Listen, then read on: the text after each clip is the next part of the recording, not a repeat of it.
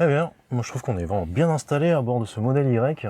On a un petit peu plus de garde au toit et puis maintenant on peut glisser ses pieds sous les sièges avant, comparé au modèle 3. Bon, le modèle 3 ne déméritait pas pour autant, mais là, force est de constater que c'est un petit peu plus confortable à ce niveau-là. Eh bien, je suis très heureux de vous retrouver dans cette vidéo pour vous présenter un accessoire qui va améliorer encore le confort à l'arrière de votre modèle 3 ou de votre modèle Y. Il s'agit d'un écran de 7 pouces que Tilliard m'a envoyé, qui va venir s'installer entre les deux sièges avant. Eh bien, je vous propose de découvrir cet accessoire au travers d'un unboxing, d'un tuto montage, d'une présentation, et je vous donnerai mon avis à la fin de cette vidéo. Eh bien, je vous propose de découvrir tout ça. Allez, c'est parti! Allez, je vous propose de passer à l'unboxing de cet écran de 7 pouces. Alors, voici comment se présente la boîte. Elle est toujours bien qualitative, hein. Alors, à l'arrière de la boîte, on va pouvoir, grâce à cette tablette, pouvoir contrôler la climatisation, le chauffage et la ventilation de la Tesla. Vous allez pouvoir activer et désactiver les sièges chauffants à l'arrière. On va pouvoir voir les indications de ceinture si elles sont bien attachées. Et comme l'écran fonctionne sous Android, on va pouvoir écouter de la musique, lire des vidéos, grâce au partage de connexion. On pourra même aller sur Internet. Et il y a aussi une connexion Bluetooth qui permettra de relier la tablette avec le système audio de la Tesla.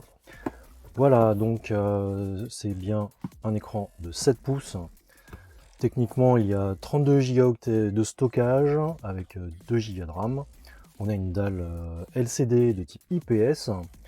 Et on va pouvoir avoir du CarPlay ainsi que de l'Android Auto. Allez, je vous propose de découvrir tout ça. Donc le package est toujours bien présenté, hein. Il y a toujours du polystyrène pour bien protéger le produit, donc pas de problème pendant le transport.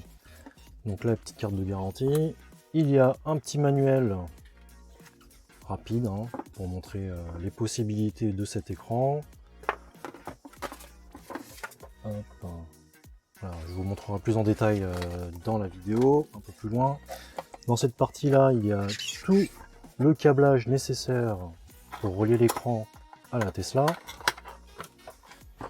Donc on va retrouver un petit outil en plastique pour ne pas abîmer les pièces de la voiture.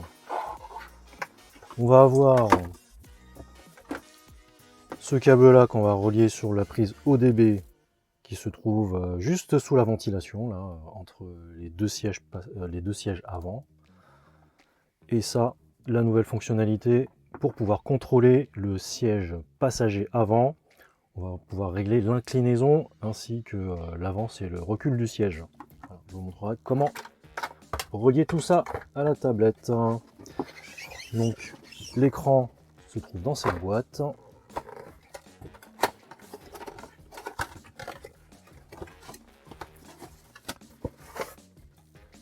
Donc on a un écran d'une dimension de 7 pouces. Donc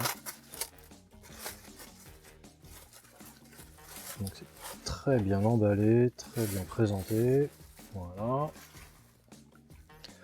Voici comment se présente cet écran. Vraiment, je trouve que la qualité est vraiment très bonne, hein. Le plastique ressemble beaucoup au plastique de ce qui se trouve dans la Tesla. Voilà, donc ça, c'est la prise pour récupérer l'USB, pouvoir charger vos périphériques. Là, vous allez devoir connecter ce câble-là sur ce câble-là. Et je vais vous montrer tout ça. Alors avant de commencer à faire quelques manips que ce soit, je vous recommande d'éteindre l'alimentation du véhicule dans la partie sécurité du véhicule, d'avancer les deux sièges pour que ce soit plus pratique pour manipuler. Voilà, donc pour la partie haute, rien de plus simple, il suffit de bien tirer si vous avez des ongles. Hop, il y a juste à déclipser là. Et en haut, même pas besoin de l'outil. Très simple à retirer.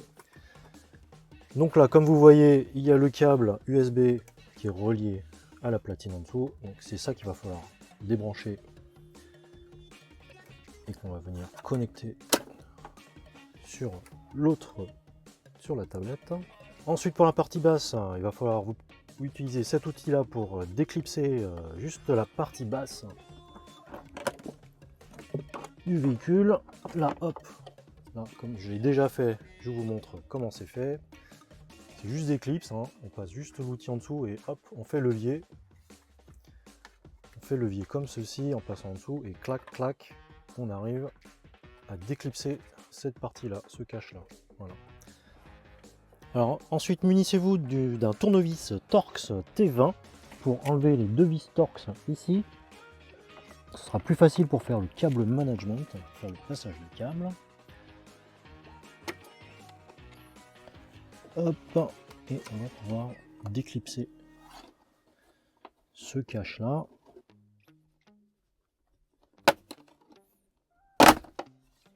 Voilà.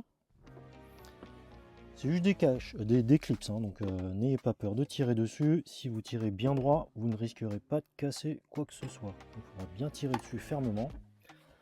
Donc voilà, tout est bien dégagé. On va pouvoir faire le branchement du câble management. Alors comme je vous le disais, cette partie-là, on va venir débrancher la prise ODB du véhicule et on va venir interfacer ce câble-là. Rien de plus simple. Hop, on débranche là, on branche ce câble là et on va rebrancher pour que l'écran puisse récupérer les informations de la voiture. Ça c'est fait. Ensuite vous avez ce câble là pour contrôler le siège passager avant, donc le vert avec le vert.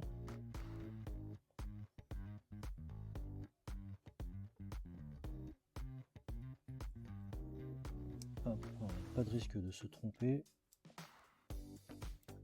car il y a un détrompeur. Voilà, donc ce câble là on va le passer vers le haut. Donc pour les branchements, ça c'était l'USB du véhicule, donc on va venir le brancher sur l'USB de la voiture. Donc il y a les deux prises, donc utilisez la prise qui correspond. Là c'est cette prise là qu'il va falloir venir brancher sur l'écran et c'est là que ça devrait s'allumer. Voilà.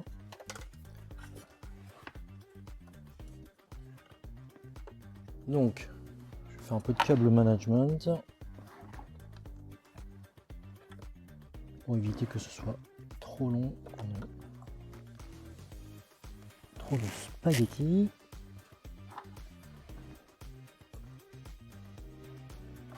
Alors avant de remettre tout ça, il vaut mieux remettre l'autre cache.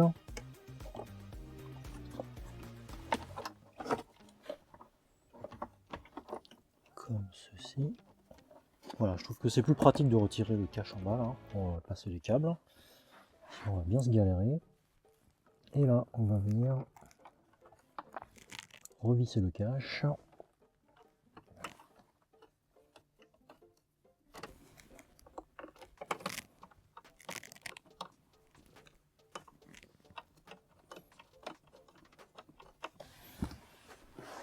Et là, on va pouvoir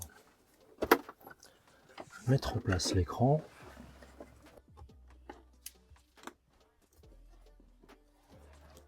Voilà. Il va falloir récupérer donc la commande du réglage de siège avec ces prises là. Donc on va passer là entre la console centrale et le siège passager avant. Je vais passer le câble à peu près au milieu du siège et on va venir brancher tout ça sur la commande. Alors à ce niveau là vous avez une vis Torx en T20, donc je vais venir la retirer. Donc le mieux c'est d'avoir un bon outil adéquat pour pouvoir retirer cette vis pour avoir accès à la commande de réglage du siège. Donc voilà comment se présente la vis. Donc là on va pouvoir hop, venir déboîter un peu cette partie-là. Et donc ça c'est la commande du siège, du réglage de siège, et on va devoir venir débrancher le câble qui se trouve au bout de ce boîtier. Donc voilà la fiche à retirer, il faut bien tirer dessus. Là, on va venir brancher celui-là à la place. Donc celui-là dans celui-là.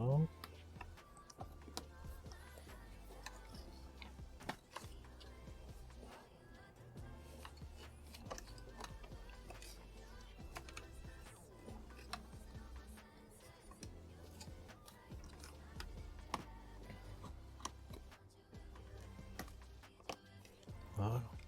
Hop. Ensuite, un peu de câble management à faire sous le siège. Je vous laisserai faire ça tranquillement. Bon, mais après avoir branché tout ça, on vérifie que ça fonctionne bien. Ouais, ça avance, ça recule. Et là, pareil, le siège bouge, c'est bon. Et ensuite, on va pouvoir venir remettre ce cache-là.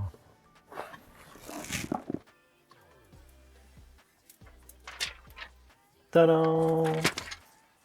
Et voici l'écran. Une fois qu'il est installé et allumé, on arrive par défaut sur le menu de contrôle de la climatisation, du chauffage et de la ventilation pour les passagers arrière. Donc là, vous voyez que j'ai coupé la ventilation, donc on n'aura pas d'air à l'arrière. Et lorsque vous l'allumez, vous avez le petite animation de flux d'air. Effectivement, là, je sens que ça souffle. Donc vous pourrez contrôler la puissance de ventilation. Je ne sais pas si vous allez entendre. On pourra régler là plus précisément. Voilà. Vous avez la possibilité donc d'activer la climatisation, le recyclage d'air, ici d'activer la purification d'air. On pourra aussi activer ou désactiver les éclairages d'ambiance du véhicule. Et là, donc, comme dans les précédentes versions de cette tablette là, on aura la possibilité d'activer ou de désactiver les sièges chauffants à l'arrière. C'est super sympa parce que du coup, là, on pourra régler suivant différentes intensités et on pourra tous les éteindre grâce à ce bouton. Ce menu là, eh bien, c'est pour voir si les passagers sont tous bien attachés. Donc moi, je suis assis au milieu. Voilà, si je me relève un petit peu, voilà, ça s'éteint, ça s'allume. Là, pareil. Je mets un petit peu de poids sur le siège à ma gauche. Donc pareil, hein, ça fonctionne pareil que sur les autres, hein, je vous montre pas, mais vous aurez bien compris comment ça fonctionne. Et la petite nouveauté, ce petit logo là, petite nouveauté de cette tablette là, c'est la possibilité d'avancer ou de reculer ou d'incliner le dossier du siège passager avant. Voilà, donc comme vous l'entendez, comme vous pouvez le voir, et ça fonctionne très très bien. Alors ça, c'est une fonctionnalité, je pense qu'il sera très pratique pour les professionnels, pour les chauffeurs de taxi ou les chauffeurs de VTC par exemple. Coucou Jérémy. Et là, vous voyez qu'il y a l'indicateur d'autonomie de la batterie de la Tesla. Et lorsque vous cliquez dessus, vous pouvez voir l'autonomie de la batterie là sur l'image. Alors comme je vous le disais, c'est une tablette sous Android. On va le voir grâce à ce logo là. Donc vous voyez, on arrive sur le menu d'une tablette Android hein, classique. Alors nouveauté de cette tablette, c'est une tablette sous Android 12. Et grâce à une partage de connexion avec votre smartphone ou avec un routeur 4G, vous pourrez avoir des mises à jour. Ça, c'est plutôt pas mal. Donc pour parler un peu de technique, donc il y a un processeur ARM V7 4 cœurs qui est cadencé à plus de 1,1 GHz. Donc on aura 2 Go de RAM et 32 Go de stockage. Et il y a une connexion Bluetooth 4.1. Et il y a possibilité aussi de relier votre smartphone avec partage de connexion Wi-Fi. Donc bien évidemment, on pourra régler l'intensité de la luminosité de l'écran. très pratique. Vous pourrez aussi customiser cet écran là. Donc qu'est-ce qu'on va pouvoir faire avec cette tablette là? Vous allez pouvoir écouter de la musique, lire des vidéos. Si vous voulez mettre des photos, vous pourrez mettre des photos. Et lorsque vous aurez branché une clé USB là, vous pourrez aussi transférer des fichiers grâce au gestionnaire de fichiers qui se trouve là. Donc comme je vous le disais, il y a 32 Go de stockage, dont 25 de disponibles. On va pouvoir aussi, régler tout ce qui est equalizer pour le son. Bon, petite notice qui est disponible là par défaut sur la tablette. On va pouvoir, grâce à un partage de connexion avec votre smartphone, vous pourrez aller sur internet grâce à Chrome qui est installé par défaut sur la tablette. Et là, nouveauté aussi, on a accès au Play Store. Donc aucun souci de ce côté-là. J'ai pu rentrer, comme vous pouvez le voir, mon compte. Voilà. Donc on va pouvoir installer toutes les applications qui seront compatibles avec cette tablette. Et moi, je me suis pas privé. J'ai installé donc YouTube. Alors Speedplay, je vous en parle juste après. On va pouvoir installer des jeux. Asphalt 8 est compatible et vous pourrez aussi jouer à des jeux des anciennes consoles 8 et 16 bits. Et pour compléter cette petite tablette, moi j'ai installé VLC, qui est vraiment très pratique. Alors pour connecter la tablette, l'écran arrière sur le système audio de la Tesla, il faudra venir dans les paramètres Bluetooth et il va falloir sélectionner BT966.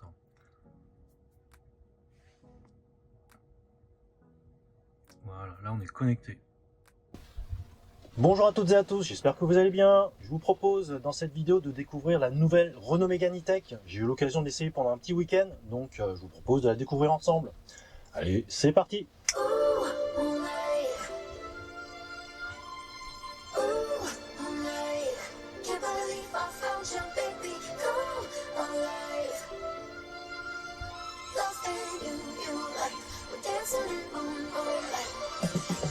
Alors au menu de cette vidéo, je vous propose de voir l'extérieur, l'intérieur.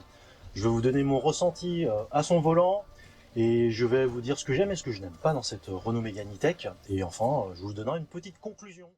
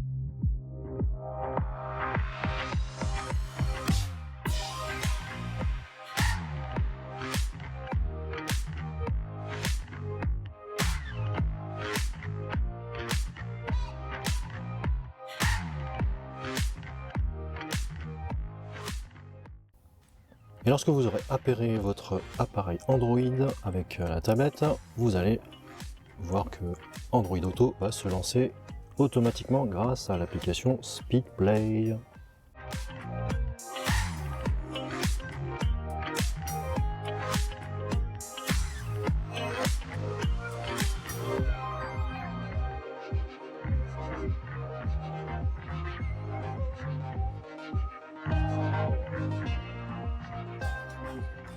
Et alors une fois que vous aurez appairé votre iPhone, vous allez pouvoir avoir accès à CarPlay. Voilà, on voit que c'est relativement fluide. Et donc vous allez pouvoir accès à la musique si vous avez Apple Music. Là, vous allez pouvoir avoir accès au podcast, à Waze, etc. Les réglages du téléphone. Voilà, je trouve ça très pratique pour ceux qui veulent avoir CarPlay à l'arrière. Comme ça, les passagers arrière pourront diffuser leur musique via leur iPhone, et ensuite le son sera diffusé sur les enceintes de la Tesla.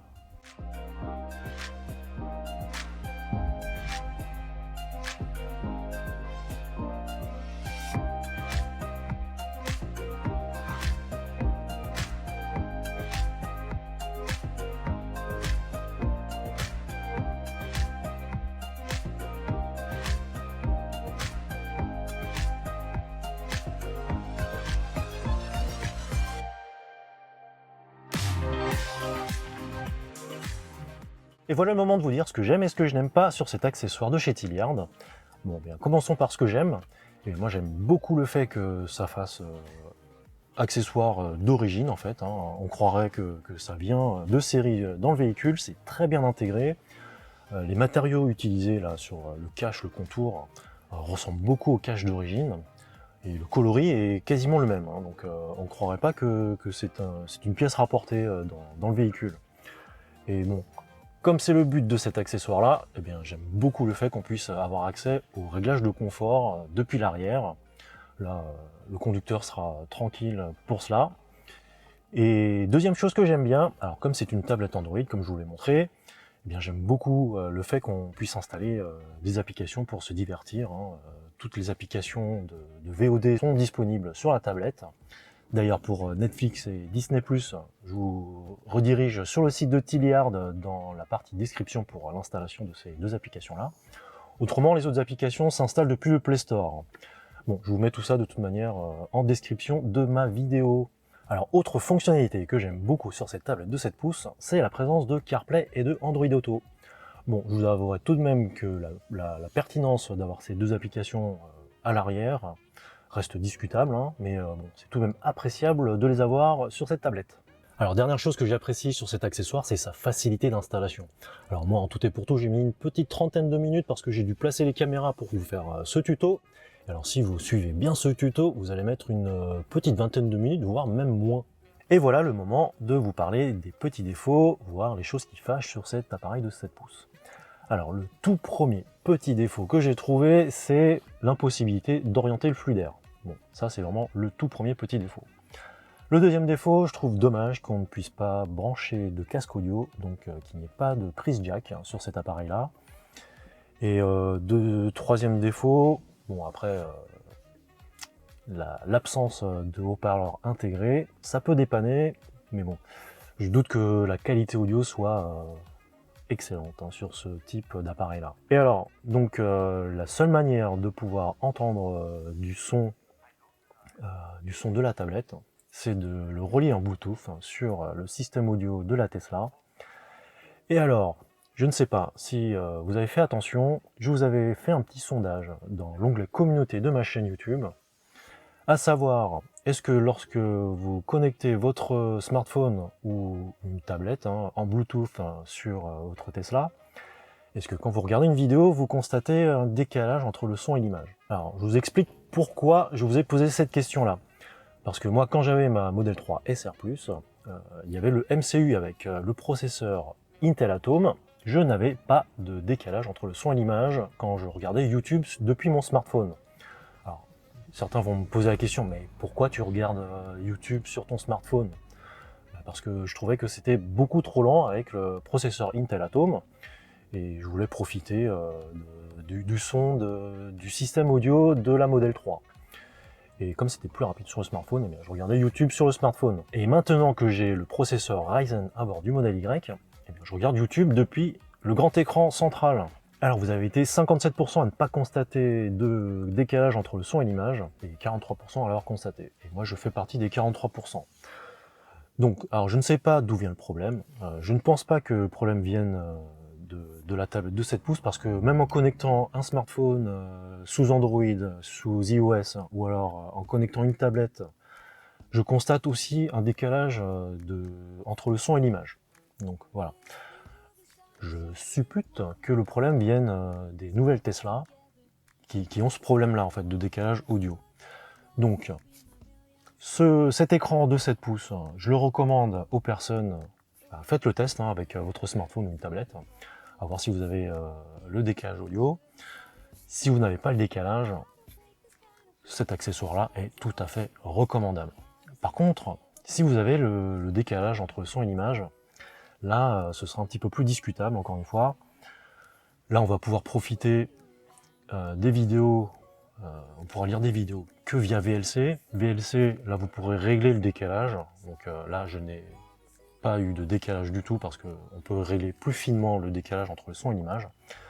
Et donc là, sur les vidéos que j'ai mis en démonstration dans mes stories Instagram, et là, je n'ai pas du tout de décalage. Donc, reste à voir si ça vaut le coup ou pas pour vous de prendre cet écran de 7 pouces si vous avez le décalage. Si vous trouvez que ce n'est pas pertinent, orientez-vous plutôt sur le petit afficheur hein, qui pourra régler, qui pourra accéder à tous les réglages de confort depuis l'arrière.